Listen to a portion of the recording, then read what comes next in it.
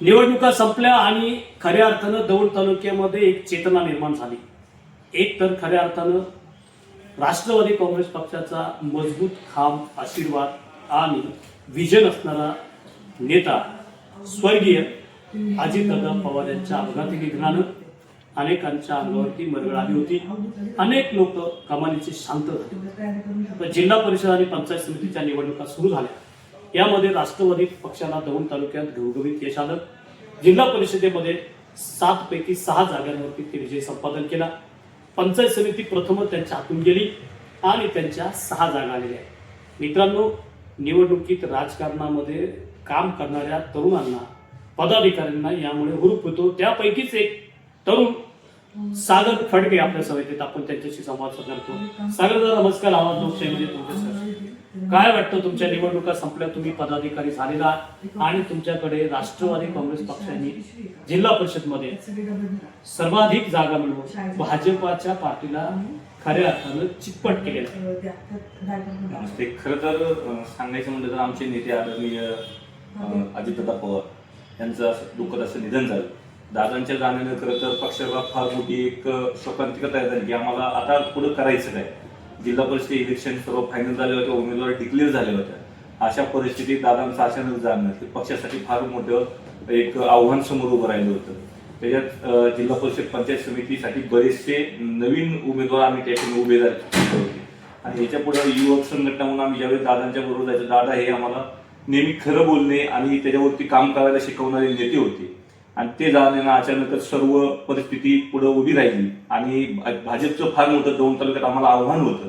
कारण की या ठिकाणी सत्ता केंद्र म्हणलं तर भाजप आणि आमदार असतील, पूर्ण राज्याची सत्ता त्यांच्याकडे असताना आणि या ठिकाणी दादा अचानक गेल्याने सुनित्रा वहिनी ह्या एक सक्षम नेतृत्व पुढे तयार होण्यासाठी शपथ घेतल्यानंतर लगेच त्या बाहेर पडू शकल्या नाहीत। तरी त्या दादांचे सर्वांनी आशीर्वाद घेऊन आम्ही प्रत्येक ठिकाणी मतदारांपर्यंत पोहोचलो आणि मतदारांपर्यंत काम करत असताना सर्व उमेदवार जे आहेत ते ताकदीने दादांचे एक विचारधारा घेऊन या जनमानसांपर्यंत पोहोचलो आणि त्याचाच खरं लोकांनी दादांवरती विश्वास ठेवून तालुक्याचे आदरणीय नेते आदरणीय रमेशप्पा असतील, विजोबा जगदाळे पाटील असतील, तसेच वैशालीताई नागवडे असतील, पक्ष संघटनेत काम करत असताना सर्वांनी तळागाळातील एक सामान्य माणसाने एक पक्षावरती आणि दादांवरती एक विश्वास टाकला आणि एवढं मोठं यश या ठिकाणी आम्हाला दिलं। खरंच आम्हाला मतदारांचं मानावं तेवढं आभार कमी वाटतात, कारण की आज एवढा मोठा विश्वास पक्त मतदारांनी टाकलेला आहे। तरी मतदारांच्या कोणत्याच जे आम्ही आश्वासन दादांनी पार्टीची दिलेली पक्ष म्हणून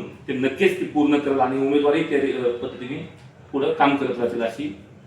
सागर दादा, तुम्ही असं सांगताय की आदरणीय अजितदादांच्या अकाली मृत्यूनंतर आम्ही मतदारांपुढे गेलो आणि दुसऱ्या बाजूला सांगताय भाजपाचं मोठं आव्हान होतं। मतदार सुज्ञ आहे।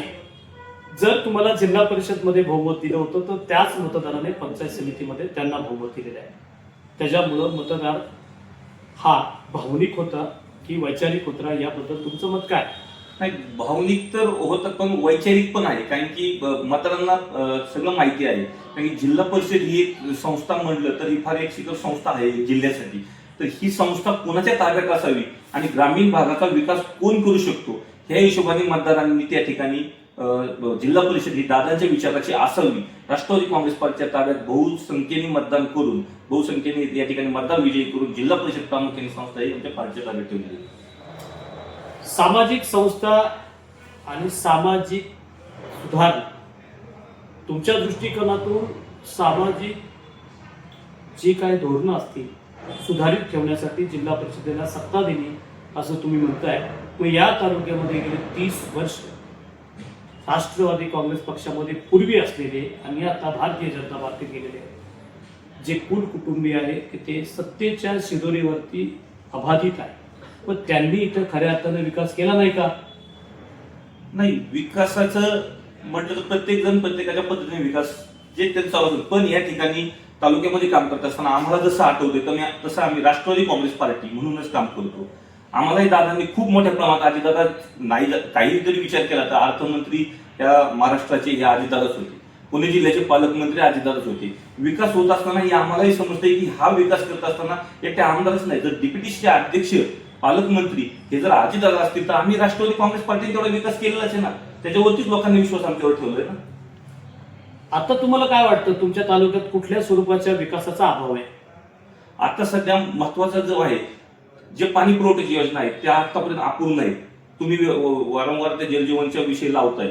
जलजीवनची एवढ्या स्कीम झाल्या त्या आज तक पूर्ण कोणत्याच झालेल्या नाही. शासनाचा भरपूर निधी केंद्रापासून राज्यातून खर्च झालेला आहे. त्या एक योजना पूर्ण होतात. रस्त्याचे जे आहेत, रस्त्याला निधी पडतोय, रस्ता होतोय, पण रस्त्याची क्वालिटी कुठेही त्या लेवलची राहिलेली नाही. रस्ते असे जे परिपक्व रस्ते पाहिजे ग्रामीणला. आता माझं गाव छोटं इंग्रजीला हातोळण गाव आहे. त्या ठिकाणी वरपासून जाताना रस्ता एकदम आजही पूर्वीपासून आम्ही रस्त्याचा विषय असतो तर तो निधी पडतो, पण रस्ता त्या लेवलचे क्वालिटीचे रस्ते होत नाहीत. तर ठेकेदार असतील काय असतील तर ते आता त्या हिशोबाने सगळ्यांनी जिल्हा परिषद बरेच दिवस चालला, आता प्रशासक होतं, आता आलेले त्या हिशोबाने सर्व पदाधिकाऱ्यांनी लक्ष घालून रस्ते क्वालिटीचे कसे व्हावं. निधी हा प्रत्येक पार्टी आणणार आहे, पण रस्ते क्वालिटीचे करून घेणे हे आपल्या पदाधिकाऱ्यांचं लक्ष देण्याचं काम आहे, आम्ही करू. मित्रांनो, जिल्हा परिषदेमध्ये खऱ्या अर्थानं 4 वर्ष प्रशासक होतो आणि ह्या 4 वर्षाच्या कालखंडामध्ये अधिकारी आणि ठेकेदारी यांची मनमानी झाली असं चित्र सध्या दिसतंय.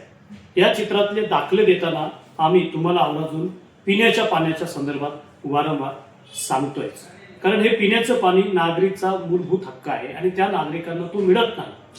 खऱ्या अर्थानं कोट्यावधी रुपयांची धुळदाण झाली, फक्त पाईप काढले गेले आणि कोरड्या टाक्या उभ्या राहिल्या, पण नळ मात्र उपलब्ध नाही. अशी परिस्थिती या तालुक्याची. या तालुक्यात पिण्याच्या पाण्यावरती प्रथमच खर्च होतोय अशी सुद्धा नवलाई नाही. यापूर्वी जलसंधारणाची कामं झाली, यापूर्वी अनेक योजना नळपाणी पुरवठ्याच्या झाल्या, पण अपवादात्मक काही गावं सोडता अनेक गावांना पिण्याच्या पाण्यासाठी रोज पाणी विकत घ्यावं लागतंय आणि ही खऱ्या अर्थानं दुर्दैवाची घटना म्हणावी लागेल. जर पिण्याचं पाणी या दोनकारांना उपलब्ध नसेल तर इथे नागरिकांसाठी काय घडतंय हा प्रश्न ऐरणीवर होतो. इथं आरोग्याची समस्या आहे.